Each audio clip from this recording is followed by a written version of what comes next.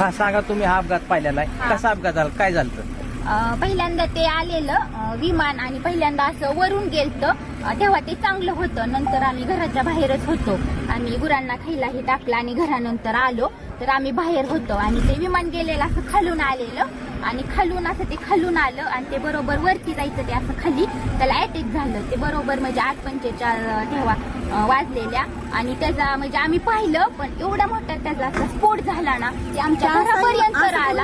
असं ते फिरलं आणि खालीच क्रॅक झालं, ते धावपट्टीवर गेलंच नाही, तसं असं जाग्यावर त्याचा स्फोट झाला. आम्ही एवढं घाबरलो, तरी पण म्हणजे ते आले वरून पोलीस ही, मग आम्ही गेलो. 15 मिनिटं थांबले, मग आम्ही घरून तरी पण आम्ही पाणी आणलं, वाजले ते पाणी घेऊन आलो, त्यांच्यापाशी पाणी दिलं, भिजवलं आणि ती बॉडी अशी साईडला पडलेली आणि त्यांचं मुंडकं ही पूर्ण म्हणजे साईडला होतं ना, अशी निम्मी बॉडी होती ती आम्ही पूर्णपणे पाहिलेली बॉडी.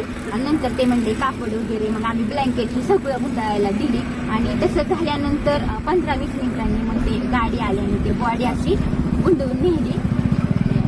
वाईट झालं ते बघितल्याला आम्ही खूप घाबरलो. तुम्ही काय बघितलं? तेच बघितलं, ते येऊन खाली कोसळलं आणि मुलं जायची नेमका टायमिंगच्या वेळ होता 8:45ला.